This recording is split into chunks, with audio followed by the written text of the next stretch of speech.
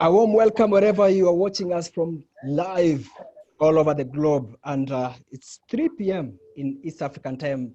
That one means that you are right on time for the inaugural and online sports conference, which is brought to you courtesy of the National Olympic Committee of Kenya. Now, the topic of today is very, very interesting that you don't have to miss because it's something that is currently with us, affecting us, and especially our sportsmen, and that is the COVID-19. So to enable us understand what is happening around the globe, where the sports has completely been shattered by the COVID pandemic, that one tells you that our sportsmen are going through difficult times, especially mentally, how they can cope while at home because some of them, they are training alone.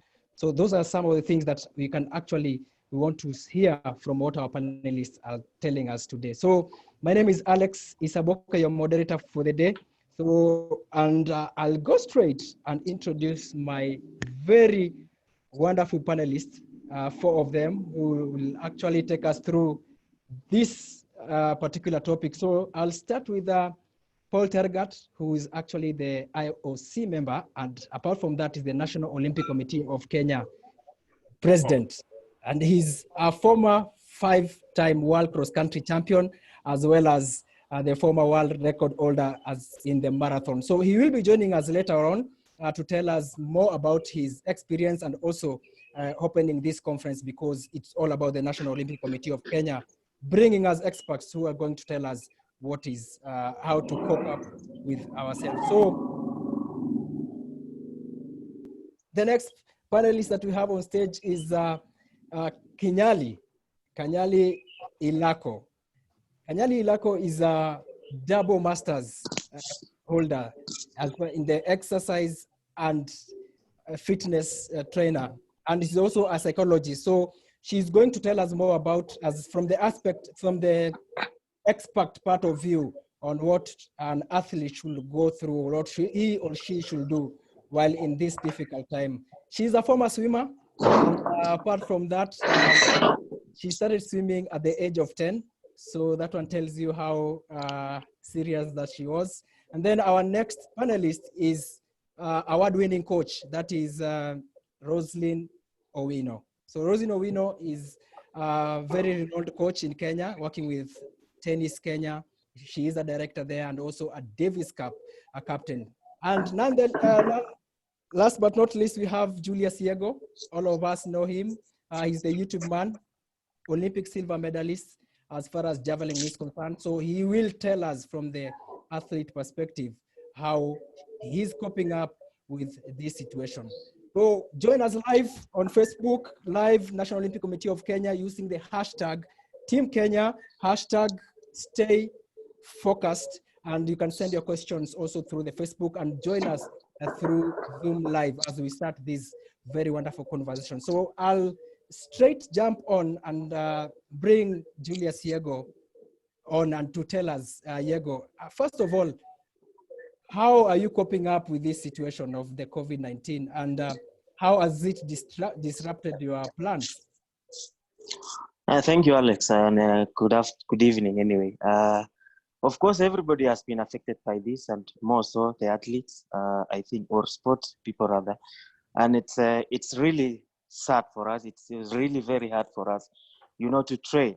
It's now becoming a different idea of training because we cannot have the normal training sessions. We can't see our coaches, physically, as we used to see them. And I think the athletes are adversely affected by this pandemic. Thank you, Yego. And to get us know what Yego is saying, actually, meaning that's we have Kanyali, as I earlier told you. She is a specialist in this sector, whereby she knows how to deal with, she has studied mentally whenever an athlete is facing such circumstances. So Kanyali, you've heard what Julius Yego has said, that it's very difficult time, especially right now, because they don't see their coaches. They train on their own. So as a specialist, first of all, what is your first advice to athletes all over the world?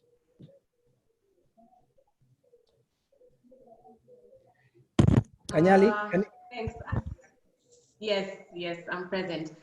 So allow me to present something, and then I will be able to catch on what Diego has just explained through the presentation. So,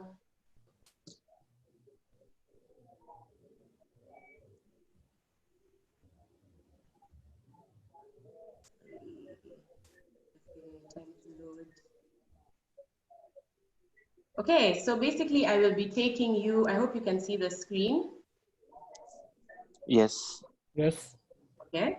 All right, great. So I will be taking you through basically just understanding what is currently happening psychologically with the effects of COVID-19, and then later on with how we can deal with the particular psychological effects.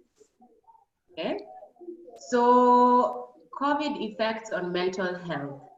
So we all know that mental health is something that's very significant. However, it's still not being talked about as much as the virus, for example, in itself, or the economy, or the social distancing that we have to do. And one thing that is very interesting is that during the first wave, what happened was we were faced with a lot of anxiety. So anxiety meaning that there was a lot of confusion, there was a lot of not particularly fully understanding what exactly this virus is and what needs to happen. And then the second wave, which is where we currently are, and which is a very difficult one, is comes with depressive moods. So what this is so like Diego was mentioning, the new reality of things, not being able to train the way we are used to, not being able to see our coaches or even train with our teammates. Okay, and that now brings about, and then so also what's happening with the athlete on top of facing those challenges, there's also strained relationships because now, you're at home. There's also maybe increase in drug abuse also. So now let's just focus now on what is happening now to the athletes now mentally and emotionally. So the first thing that's happening is, like I have mentioned, the athlete is losing the catharsis or the expression that comes with training with teammates, talking to their coaches, getting help from their team managers. And in as much as, yes, we are trying to train online, it may not be as effective. And then another thing is that this is a very significant year for sports, being that it is the Olympic year. But then sadly, we are not able to compete. So that is another thing that is affecting the athletes. Again, now this brings about lack of energy, irritability, frustration, increased negative self-talk, among other negative aspects of emotion. So what needs to happen is the athlete needs to release these emotions before they manifest negatively. And so this is where something called a mental toolbox that is very necessary and helpful during this time for the athlete comes along. Okay. So a mental toolbox is basically different tactics that athletes can use to improve their thoughts, emotions, and behavior. The reason why it is important is that it will give the athletes ways to manage with the current reality of things, so that the athlete is not just coping in the times, but is also thriving. Okay, so we'll just get into now a couple of tools that we can use. The first one would be finding creative ways to express yourself. Okay, so this may be an athlete picking up something like abstract art or learning an instrument, dancing, journaling, whatever helps the athlete express and release the emotions positively. Because like I mentioned earlier, this is the one thing that they need to release. So art has been found to be a really good way to be able to aid the athlete in that expression of the negative emotions. The other thing that is currently happening is that now the extrinsic motivators or the motivators from outside, such as recognition, winning medals, getting that money, or that the athlete is used to is no longer there. So it brings about the lack of energy to train, you know, because we are not getting these exterior motivators that we are used to. So another thing that the athletes can do and should do is to now go back inside into the intrinsic motivators. So like this is now the question of reminding yourself of the why. So why did you start this sport in the first place? Why do you enjoy it? Okay, so just going into yourself and getting those internal motivators that will kindly help you thrive in this particular pandemic. Then the third thing you can use as an athlete is visualization or imagery. So it can be as simple as imagining how your training is going to look the next day. So the night before you sleep, you just you just imagine. And the way in which this works is you have to try and put in all your 5 senses for it to be as effective as possible. So when you're thinking about the next day's training, where is it that you train? What do you normally see? What do you normally smell? What do you hear? Are you training indoors or outdoors in your garden? You know, and the reason visualization is really important is that it's going to foster your purpose. So reminding you, going back to point 2, where it's going to remind you of your why. It will help combat that negativity that comes through with, oh, just another day, why am I training anyways? There's not going to be any competitions. And it just helps you gather those energies that are tucked away inside as well. Another one is diaphragmatic breathing. So perhaps maybe those of you watching, and maybe Diego as well, you can just place one hand on your chest, you can, right now, and one hand on your abdomen. So this particular breathing is slightly different. So we are breathing from our diaphragm rather than from our chest, okay? So now when you take a breath in, instead of naturally pulling your stomach in, try and push your stomach out. Okay, so try that. Okay, so now basically you do that. So you hold, you take a deep breath with your nose as you push your stomach out. Count for 4. So, and then you release from your mouth with a count of 5. Okay, so maybe we can try it together.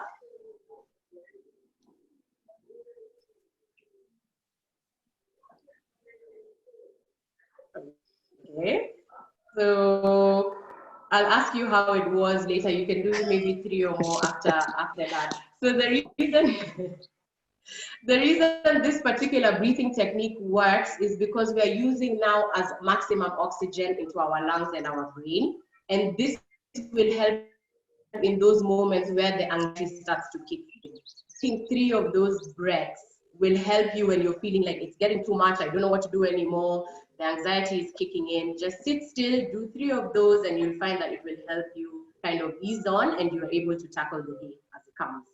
The other one is routines. Routines are really important, especially in this time where days and nights are confusing, or they kind of go into one. And so just having a particular routine. So where you're sleeping at the same time every day, eating at the same time, waking up at the same time, whenever you choose to do your exercises, you're doing it at the same time, so that your mind is already training your body and vice versa to know that at this particular time, I'm looking forward to this. At this particular time, I'm looking forward to this. That will help combat the depression or the anxiety that you may face as the days go by.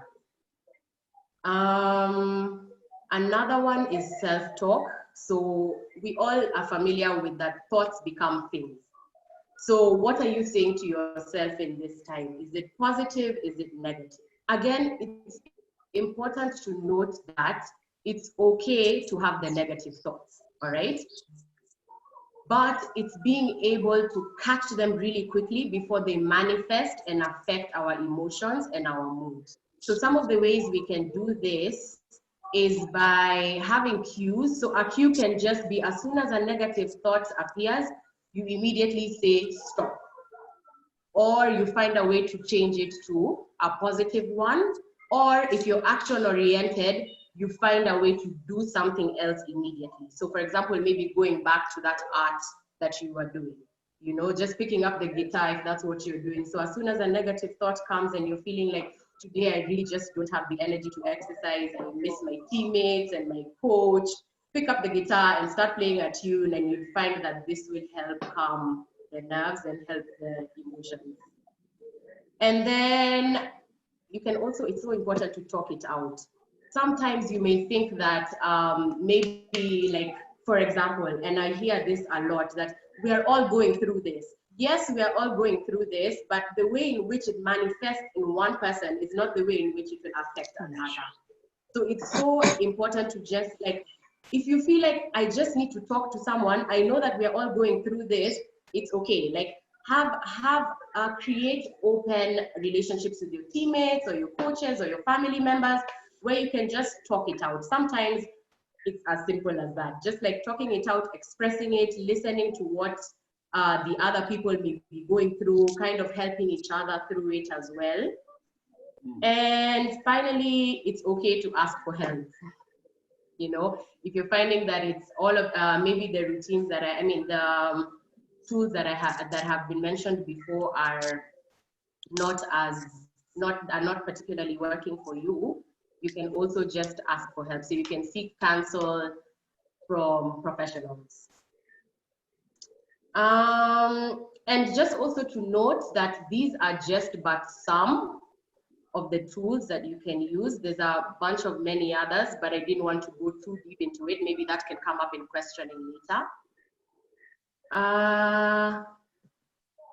So yeah, just one final thing is that it's important to note that no single solution is going to magically fix all the problems that we're currently facing. The more tools you have in your toolbox, the more options you have to use for later. It's very important, this is very important because not every tool is going to be effective in every situation. Okay, so for example, if on Monday you particularly use the breathing technique, maybe on Wednesday, if you're faced with a similar thing, maybe the breathing won't necessarily work. So you may need to pick something else, maybe visualization on that day. So it's just important to be able to train yourself to practice these more and more and more. And again, yes, practice, practice, practice. It doesn't happen overnight. So you have to just like make sure that you're taking all of these in and you're practicing the different ones and maybe tweaking it based on the particular day or the particular emotion that you're feeling. Yeah, and I think that is it for me. Thank you.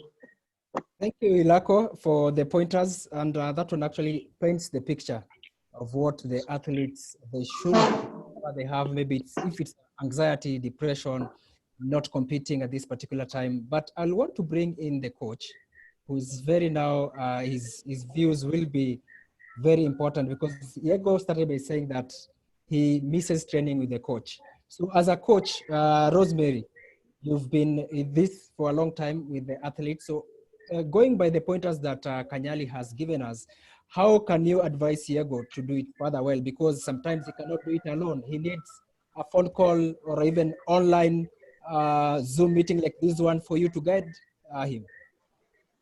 I think, first of all, thank you very much for this opportunity.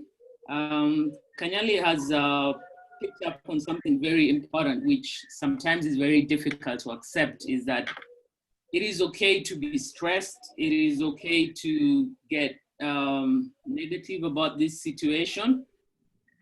But like she's also said, it's very important to immediately curb it and then acknowledge what it is that is stressing you and then build on it, correct what it is. So the first thing for me with Diego is to ask the discipline levels. And these are things that you probably developed over time as an athlete. And discipline right now comes as key in everything that we're doing. This is an inconvenience, but it's a positive inconvenience. If you look at it as, it's really just something that's prompting you to think differently, Diego.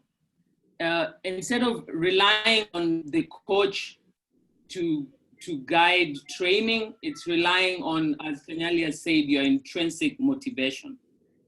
This is what I need to do. I have no coach here to follow what I do, whether I do it.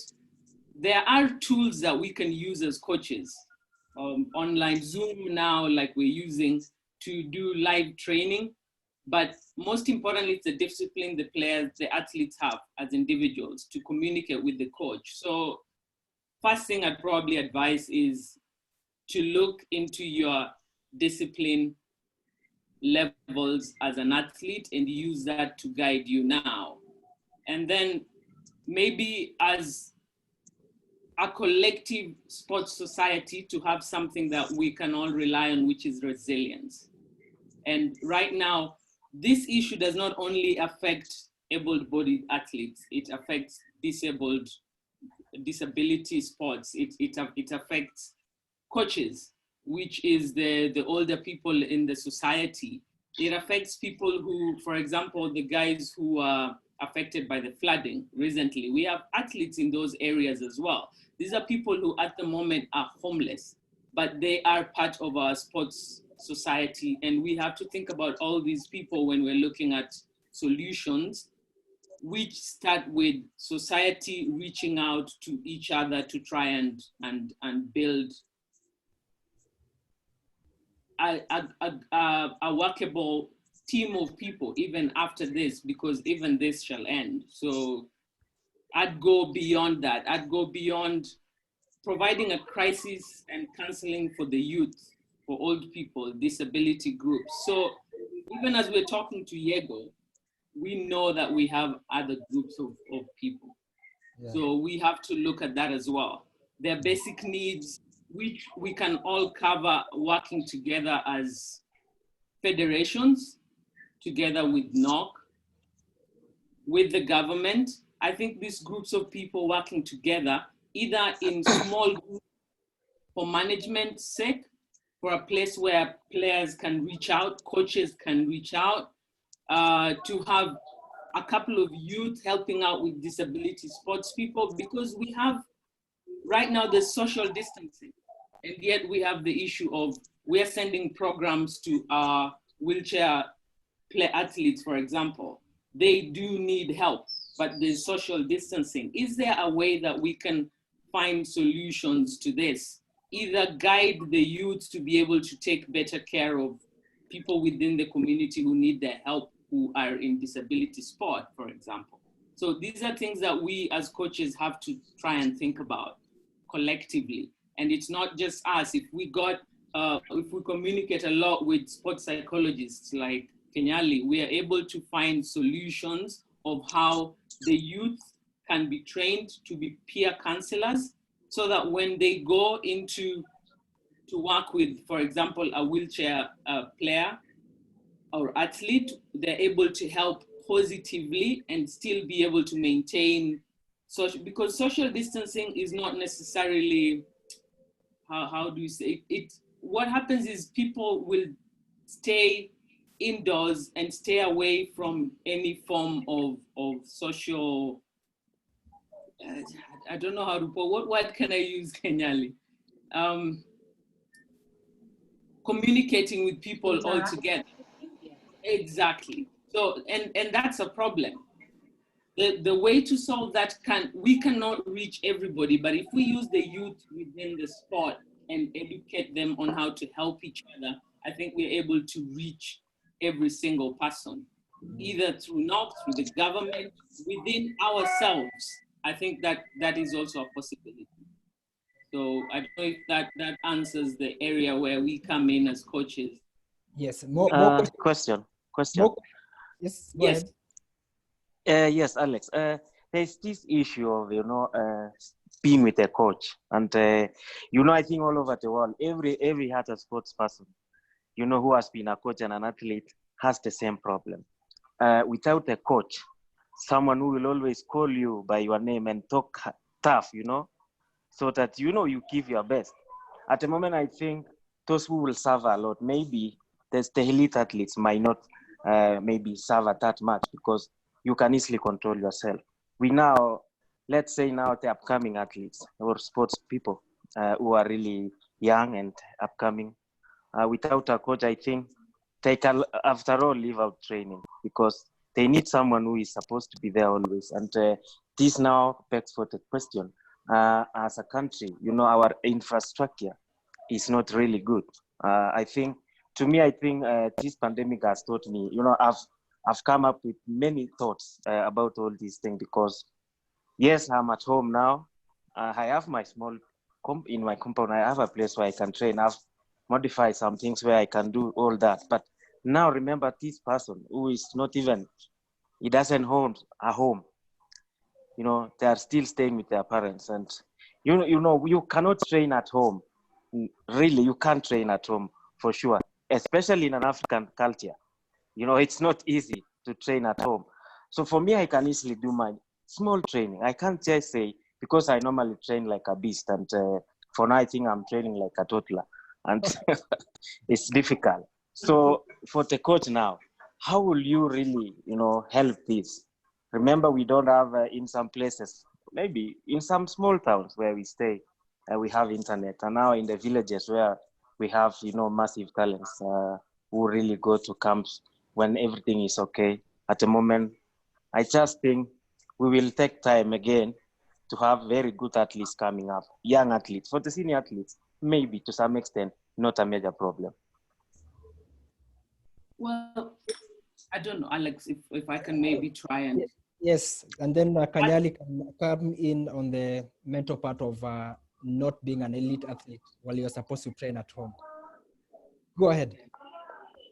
I think at the moment, we are relying on athletes who already know how much of what needs to be done to help us coaches. So we have, like you're saying, there will be some relationship between you and the coaches because you're senior athletes. And with your help, we're able to get to the younger athletes and try and communicate what needs to be done at the moment so that training does not stop. We are all going through this and we have to stay at home, but there is a way that young people, we all know, they have their own way of peer counseling each other.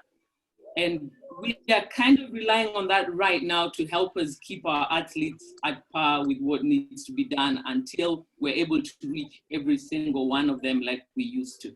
Right now, it's a matter of collective society resilience. I don't know if that... Yes, and I think just to... Sorry, go ahead. Go ahead, Kanyali. I was just saying, just to add on to what Rosemary has said very well, actually, is again going back to maybe just, yes, like Diego has mentioned, the elite athletes may not find this as difficult, but maybe as the coaches now, we can just try as much as we can to remind the athletes of the why, just reminding them, why is it that did you start this sport? Okay, so just kind of like teaching and talking to your athletes as constantly as you can through, the ways that we have now, the Zoom, WhatsApp, calling them, and just like keeping on just reminding them, why did they start this sport? Why are you here? Why are you training? That in itself will help the athletes continue to think about that, and then in turn will motivate them to now do the training that they can do with whatever space that they have. Thank you, Kanyali. We have so many questions that our very good audience have asked you guys. Before you go there, remember you can ask questions through our Facebook page because you are live on the National Olympic Committee of Kenya Facebook page and also on Zoom. But the President, Paul Tergat, has joined us, the President of the National Olympic Committee of Kenya, and also the IOC member. Paul Tergat, karibu sana. And you can tell us your views about, because you've joined late, what are your views about the conference, first of all? Thank you, Alex. And I can see Rosemary, Ilako, and the champion, Yako. Hi. Yeah, good afternoon, guys. I hope everyone and all the athletes who are following us online. And I think to all of us is that we are all of us, we are working in terms of, we are in a different territory that we have never been in before. This pandemic, COVID-19, has affected us, and it will still continue to affect every aspect of our lives, especially in the society. And more importantly is that is the sports. Maybe because when I just joined in, and Ilako was actually bringing in what I need maybe to say, that whatever maybe we are doing, it is going to affect all of us. And going forward, I want to tell you that as the president of IOC said some times back, that what is going to happen going forward is that it will call for us a total solidarity, creativity, and determination and flexibility. And this is what all of us, where we are currently. I believe that all sportsmen, wherever they are keeping safe, they are healthy, and they are happy with their loved ones, wherever they may be. As I said again, we were not anticipating to be able to see where we are currently. And remember that the biggest casualty of all of this situation that we are in, the pandemic virus that we are with us now, is the postponement of the Olympics. It was the first casualty, and many other sporting events that we have around the world. So it directly affects sportsmen, directly. And all of us, most of our sportsmen, they are used to a lot of income through the sports. They're used to the very demanding schedules every day. And I believe that I'm happy that we are able maybe to come up. And especially when I hear Kanyali bringing in this, the way we are actually talking, all of us, I think this is very important for all of us, because as one way or the other, it is going to affect us both mentally, psychologically, going forward. And I believe that I really want maybe to encourage our sportsmen to make sure that at some point, let us not think so much about what is going on now. Let us think that we have an opportunity to be able to carry on our sports once all this pandemic lift off, so that we can be able maybe to take off and carry on. So I want to say that as a National Olympic Committee, we want to make sure that we are engaging you. We are all working together so that we can be able to see to it that we are looking to it that way after this, we can be able to move directly to our sports and our normal activities going forward. As a sports people, you know that as I said again, that it needs a total shift. And when we talk of total shift in our daily routine, this is what it is. Because we want to see each and every one of you being healthy, so that we can be able maybe to pick up our sports and continue. The reason why we have taken this as National Olympic Committee is that we continually reviewing all the processes and the circumstances, so that we can be able to see to it that how best we can be able to support you as a sportsman going forward, because this is our field. This is where we earn our living. This is what we all. So we are also encouraging so that we can be able maybe to make sure that we reach out also to many other people, so that way after this, we can be able to resume as soon as possible our activities and move forward. Some of the initiatives which will include collaboration with various partners, so that we can be able to see how these partners can be able, and the stakeholders can be able, including the government, as the way government we've been all along, since all these things started, we had been in touch with the government to see to that how best we can be able maybe to reach out again to our sportsmen in a small way, so that we can be able to move together, because this pandemic is affecting each and every one of us. So I want to welcome each and every one of you, and especially the panelists that you are here today. That let us continue and make sure that we give whatever that I know we will be able to bring your expertise. We value it. We value it because we really need you at this time. In this moment of time that we are living in.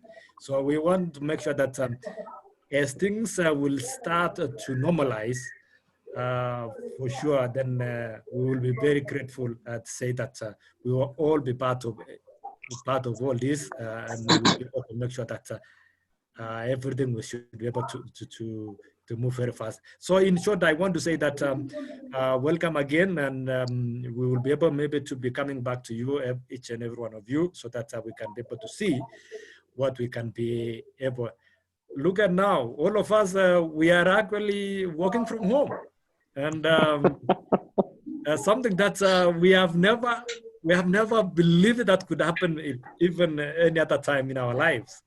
So I want to encourage again all sportsmen that please follow all the guidelines that have been given by the government by wearing properly your mask, and make sure also again that all these things, people say washing the hands, those are very key.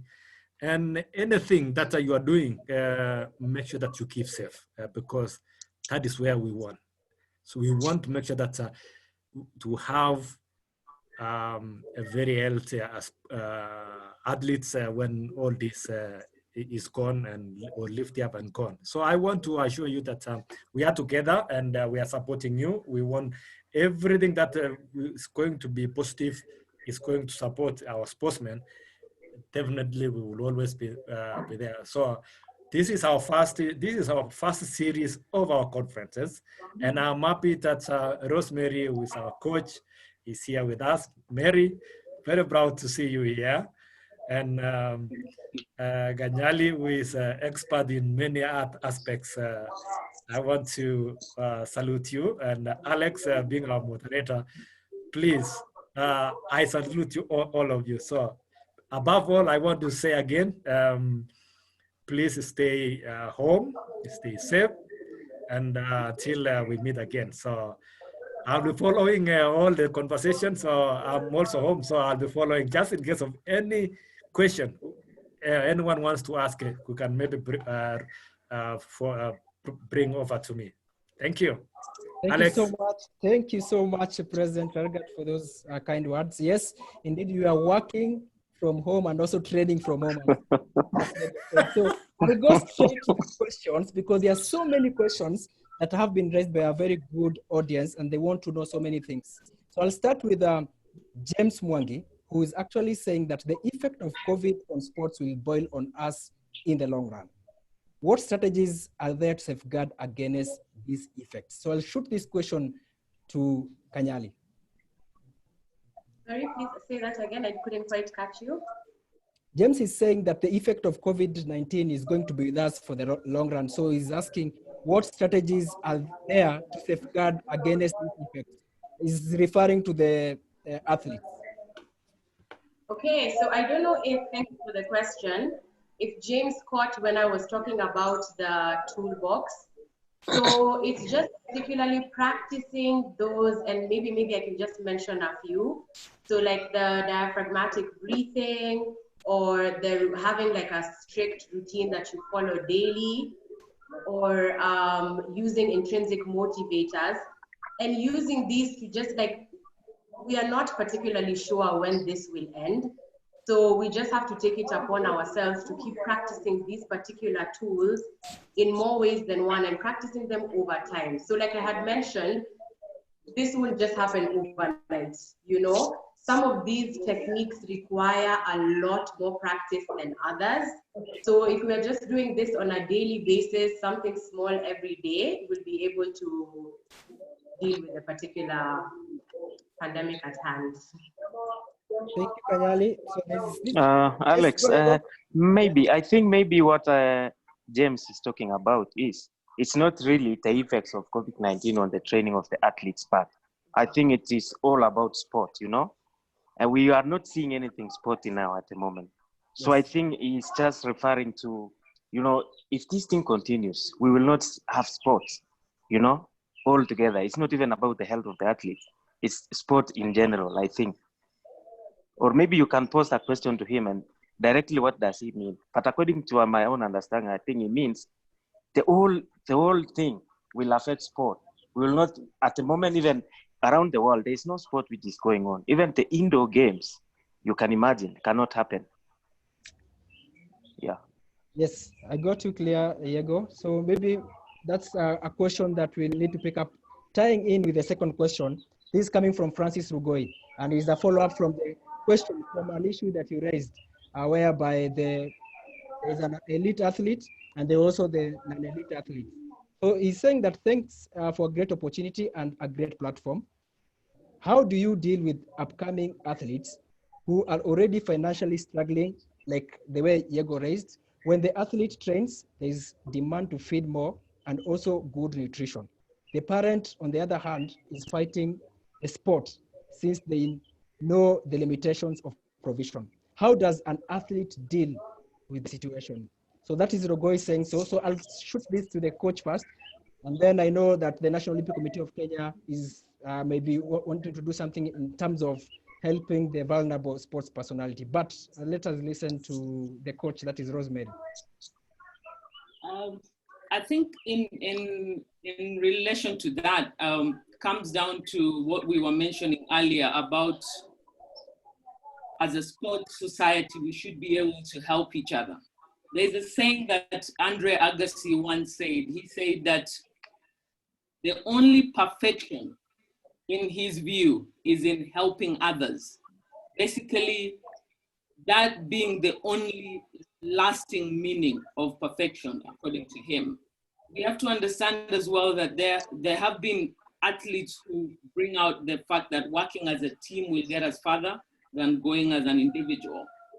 And in this case, we've got an example of a federation like the Tennis Federation. I know I come from tennis, but our leaders taught me something this last couple of days, is putting in together into a kitty to help those athletes that don't have enough to feed their families and themselves. And this goes a long way in making sure that we are all able to survive this, so that at the end of it, we've all eaten well, at least somebody doesn't sleep hungry, and it's in helping each other. So we might not be able to do it all of us together, but I think in teams or in federations, or even as not, we should be able to come together and say, if you have more, maybe put in this kitty that we can use to help those who don't have. And then encourage people to speak up. Kanyali had said that communicate what you're feeling, tell your problems, speak up. So we have communication channels that if the athletes are struggling, they should be able to speak up and say, I've run out, we have completely nothing, can we help each other? I think this is the only way right now that we can survive this, because jobs, there's a higher rate of unemployment. Guys are being kicked out of their homes for not being able to provide both housing and food. You kind of have to choose which one at the moment, so that the kids or the athletes, the young and older athletes, do not need to stop training. It's just a matter of helping each other. That's what I think at the moment. Thank you, Coach. Maybe if I can ask Diego. Yes, Diego, you've heard what the coach has said, but I'll pose this question to you because you have been a beneficiary of the online sector. So as athletes, how creative should we be right now? Because we knew you from the YouTube man. at this particular moment, there are so many things that an athlete can do while at home through training. So how can you advise fellow athletes on how to cope with the situation, to train, not to depend on the coach?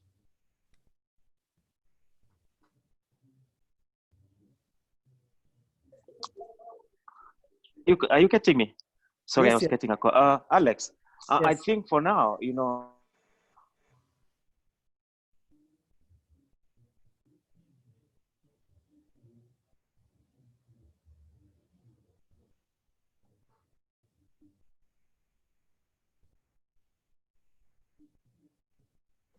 looking up and going for training.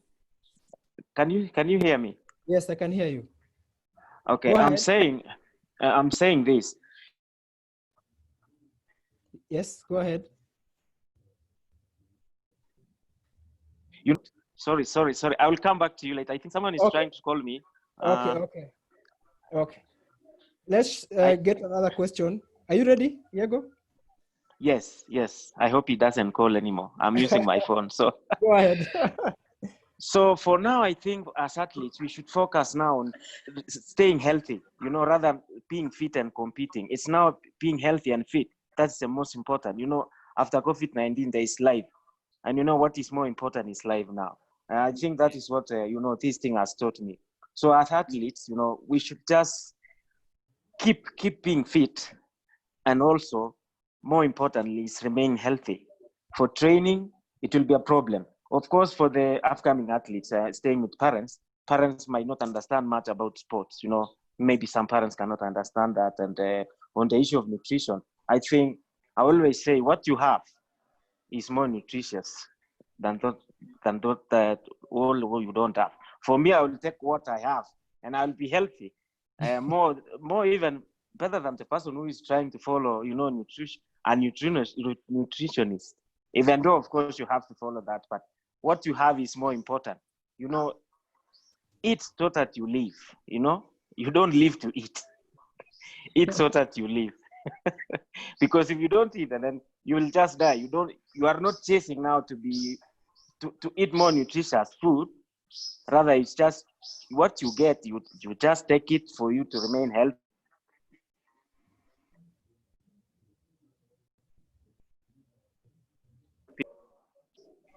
Thank you, Diego. We can now, the president is back here with us.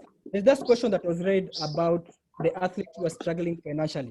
I know as the National Olympic Committee of Kenya, there are some plans that you are planning as the coach there, Rosemary said that as Tennis Kenya, they're having a program where they are feeding the vulnerable members of the tennis fraternity. But now, and the National Olympic Committee of Kenya being the mother body of all the federations in Kenya, what are plans for these vulnerable athletes? As the question has asked, some of them are financially unable to sustain themselves, including feeding of what Diego is saying. Thank you, Alex. And that is a very valid question. We all understand and know where we are. And that is why, as I said again, that we are all working with various stakeholders, and especially our major stakeholders, our government, so that we can be able to see, and more importantly, zero in get a small data, or because we might not be able to support each and every one. Small data where we can be able now to see to it that we can be able maybe to get something like food and something like that. And I know government is doing us so much also, so that's how we can be able. So I want to say that we are reaching out to many other stakeholders so that they can come over, so that we can be able to work together, so that we can be able to reach to these vulnerable athletes that amongst ourselves going forward. Thank you, President. Now there's a question from Daniel Wahome, who is a sports journalist. So he's asking, how do you navigate through the different backgrounds of upbringing? So nature of work, religion, past experiences. For example, past Olympians have stories to tell, so that athletes can trust coaches, teammates, administrators, and personal information with utmost trust to avoid breaking the team. So he's asking that how do you actually, I'll go to Kanyali, as an expert who's dealing with mentally an athlete who is actually now not active playing, but is also having those religion and also the nature and also the background that he's going through? Thanks for the question. You see, the thing is, it's important that you understand all of these before you deal with an athlete as an athlete. You have to first of all understand that they're a human being with everything that they come with. Okay, so when you are having these particular sessions or talks with them, it's important that these are already at the forefront. And so you kind of understand their beliefs, their thoughts, and these all come in through various particular questioning that you will do beforehand, seeing how they interact. So also like observing them in their space with their teammates and their coaches. So it's just, so all of these, of course, are tackled before you're actively dealing with the athlete as an athlete. So you first of all start with understanding them as a human being, and then now dealing with them as an athlete, and also realizing that in as much as this person has teammates, everybody is still their own individual. So when you're handling these particular issues, so you will have sessions with the team, but you will also have to realize that different individuals come with different things per se that they need to work on. And then it's just kind of just navigating and bringing in that cohesion to make them work well together. Coach, you have something to add? Pretty much the same thing Kanyali has said, is to understand that everybody is different. I've never coached two players that are the same. I've never met two coaches that are the same. There's always some differences. And now, especially with this time that we have, it's important for us to try and learn more about the different types of people that we deal with daily. So even go online and educate ourselves, because we have a bit more time as coaches to understand what Kanyali is saying at length, because that will help us to help each individual as an individual. I know Moratoglu, I think, says that when he deals with a new player, he starts from a clean sheet. So he has to watch the athlete for a while, because what he knows as a coach, he has to be able to relate to the type of individual he's dealing with. So I guess that this is the time to learn more about different people, different cultures. Yeah. Thank you, Coach. We have callers who are calling us through Zoom, but as we're trying to find them, Diego, do you agree? From the coach part is just to understand the athlete, culture and all that, way of life. But of course, you cannot only follow the way of life of an athlete. An athlete should follow what the coach is saying, the sport life. And I think what is more important is as much as you have understood the athlete, is of course giving time to give you the views.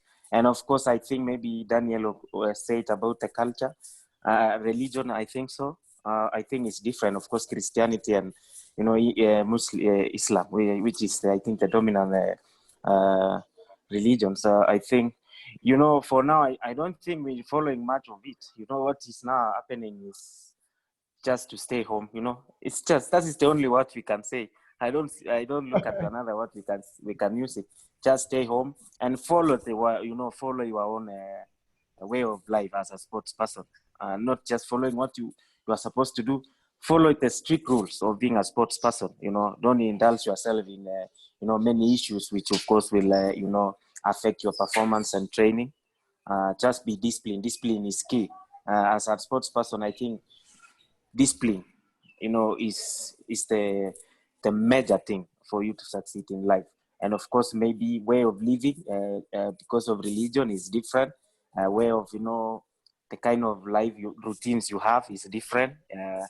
I remember way back when I was in high school, when I was playing football, we had somebody who was an Islam, and during the when this thing fasting comes in, he was not able to play 90 minutes because it takes a lot of time, fasting. And the coach was so clever.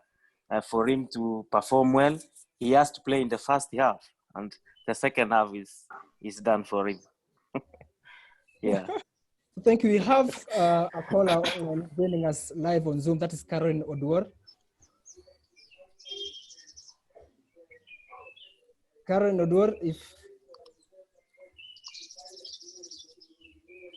Karen Odor, can you get us?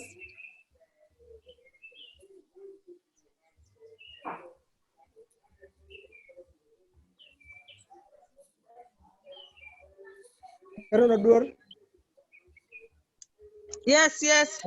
Ah, there we go. Thank you. Go ahead, shoot your question, and please introduce yourself and say where your question is directed to. I'm Caroline Odwar, the national coach tennis. I think it's a great thing, and it's a great conference.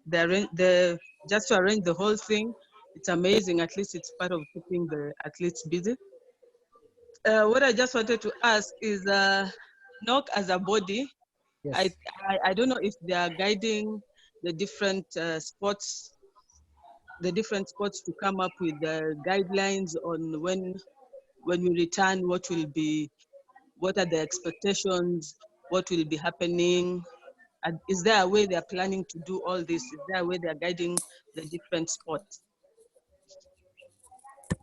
Yes, thank you. The president still around?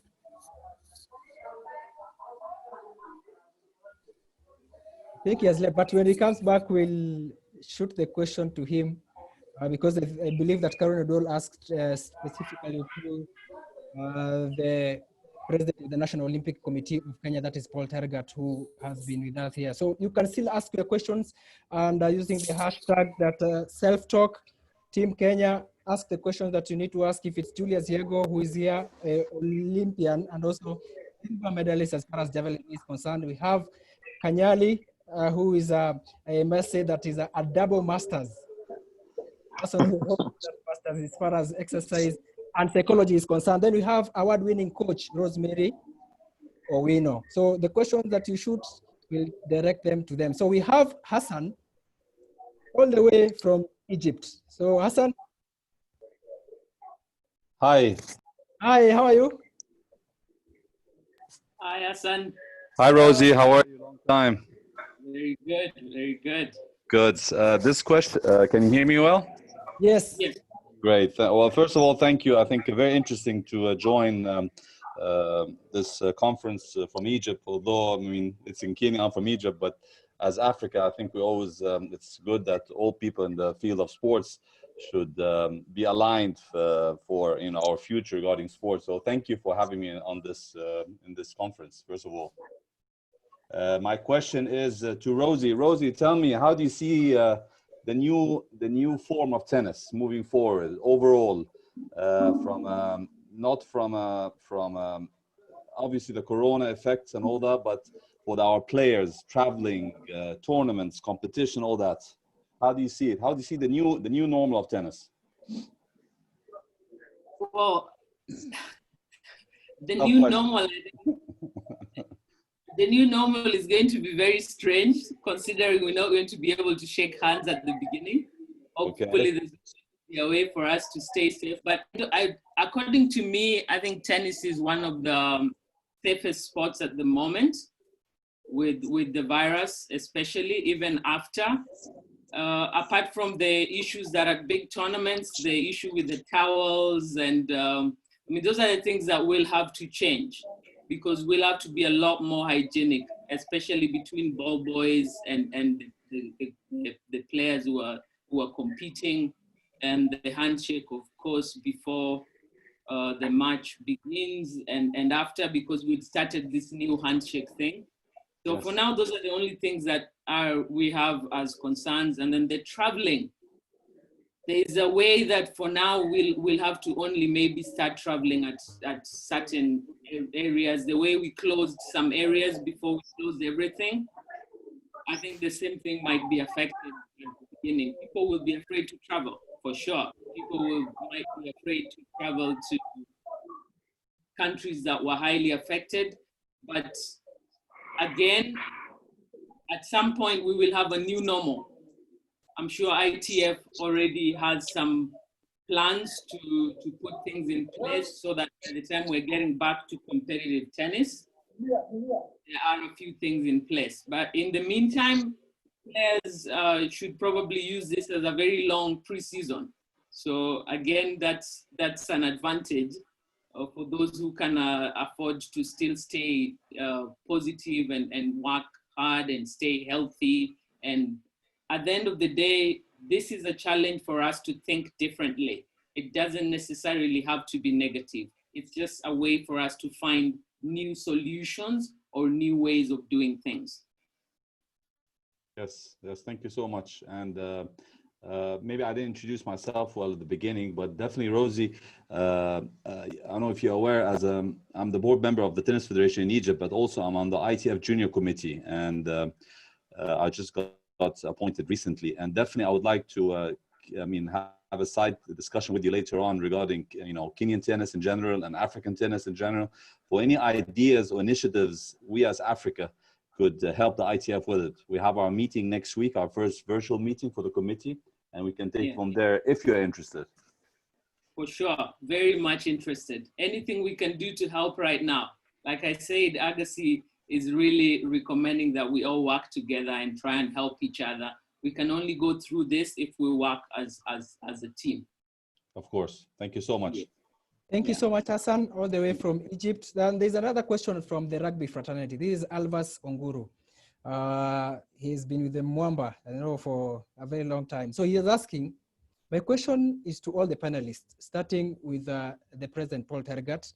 Looking in the crystal ball, what do you foresee as some of the long-term changes that this COVID crisis will have sports in this country? So, since the president is not around, sorry, Mutuku, yes. Yes, Mutuku, go ahead. First of all, welcome to the Secretary General of National Olympic Committee of Kenya. I understand you're speaking on behalf of the National Olympic Committee. So a couple of questions that were raised. We can start with this one that Alba Songuru has asked. Thank you very much. First is to let everybody know I'm speaking on behalf of the president because he had to rush to attend to an important and urgent matter. The first question is, what do we see? One of the things is that we feel that at the moment, everything is still a lot of moving parts in the whole system between COVID-19 and sports. You look at a decision today, it will look unwise, probably after 2 weeks. And so what we've done as the National Olympic Committee is to reach out to all the national federations because they are very specific in terms of their particular sports to give us a feedback on what are the new elements which in conjunction with the international federations are coming into play. The immediate one is what kind of sports they're engaging in, what are the new guidelines and the new rules at the moment.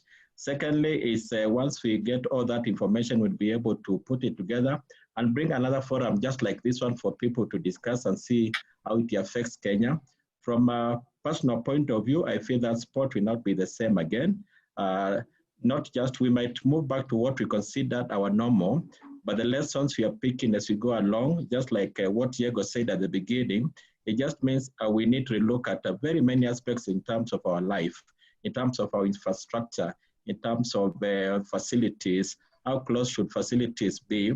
We realize now all of us know one place in every particular county or town for training, but now if there are different guidelines in terms of where people should stay, it means we should have more sports facilities closer to people, maybe more community sports facilities to be able to get people active.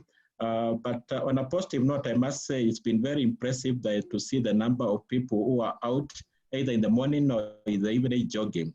I'm hoping now we've been at a lot of people come and take up sports or just active lifestyle, something which as the National Olympic Committee we are pushing a lot. Thank you. Thank you, Francis. We have another Zoom video live from Mukami. Mukami, if you can hear us, karibu sana. Hi, how are you? Hi, how are you? You well? Yeah, I have two questions. Go ahead. The first one is to Kanyali. would you encourage sportsmen and women to seek out professional therapists one-on-one? Because some of the tools that you gave them in the mental toolbox are more personal, individual. But if they're struggling with something deeper, would you encourage them to seek professional help?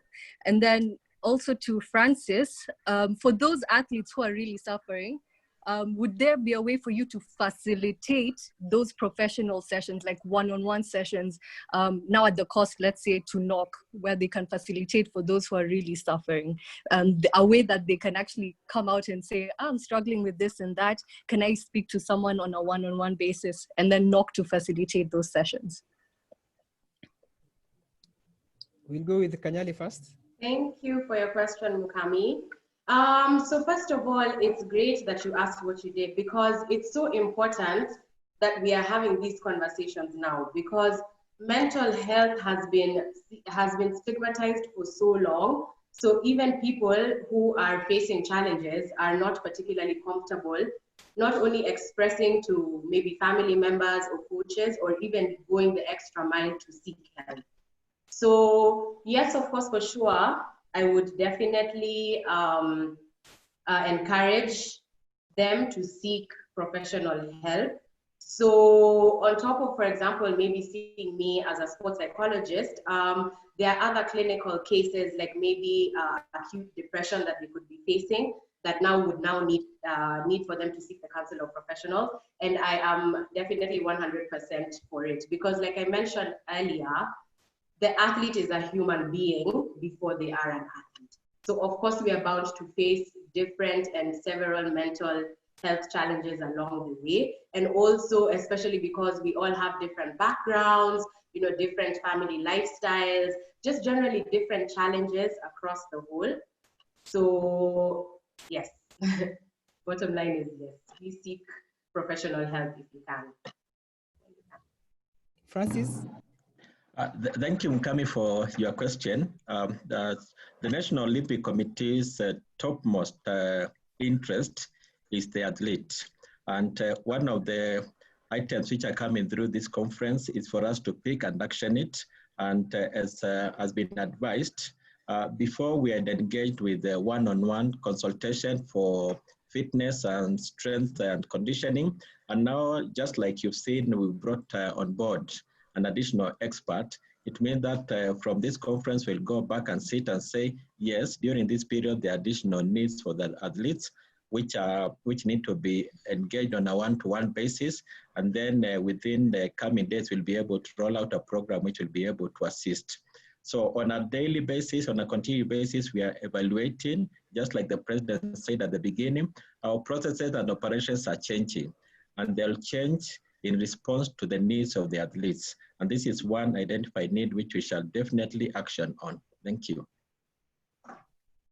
Sorry, allow me to just go back and mention the tools. So basically the tools are to aid the athletes before they cross over into, for example, the seeking of the profession, like before they get into maybe like the depression or the anxiety.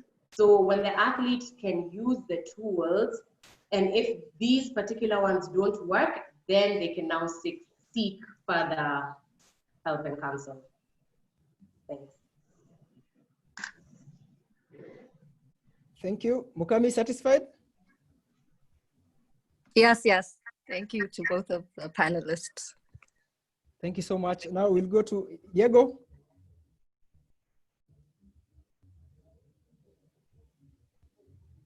I just talk of, fitness and training center. Yes. And I've been thinking that, like for now, I'm not maybe being selective. Majority of the athletes come from this part of Kenya, Eldoret. That is where I am now. And we really lack that fitness and training center. We have the training center, of course, which is here in Eldoret, the Kipchoge one. But then we don't have, the fitness and training center. And I think at this moment in time, it could have been so a resourceful thing for the athletes. Like for me, I think at some point when this thing came out, I argued a lot with my manager because he was telling me I have to go to the gym, and with that fear, of this thing, COVID-19, and you don't know many of these you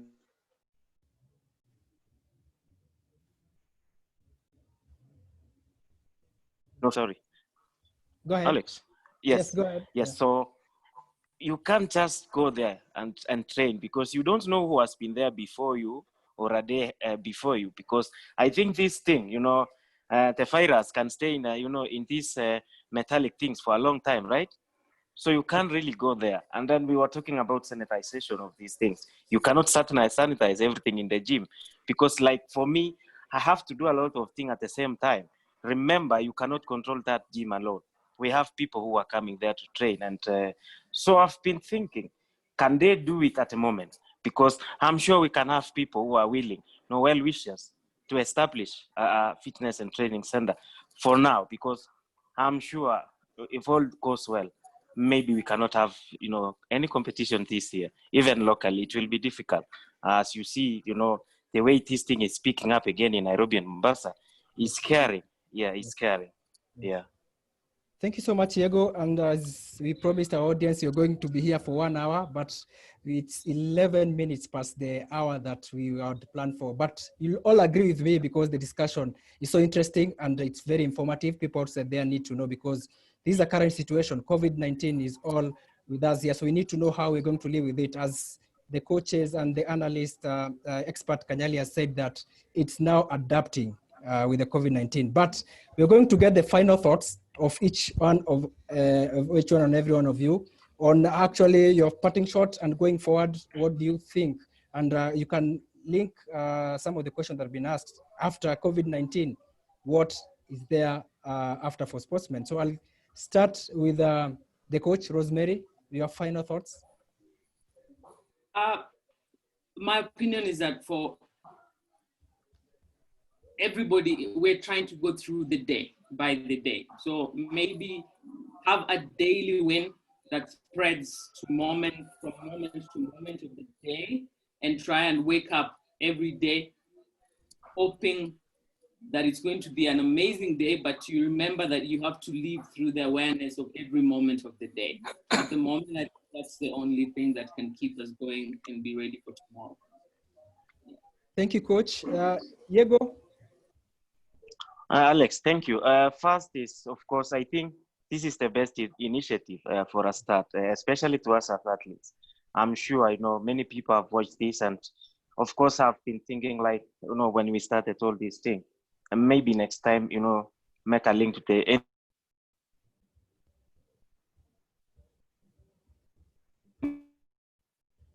sorry, Alex, can you? Yes, go ahead. Alex. Yes, go ahead, Diego. So I've been thinking like, yeah, we can sometimes link up in a day with the local TV stations so that those people who are not able to access the, the social media like now can watch on TV. Yes. And again, I think it's the best way. And of course, life has really changed.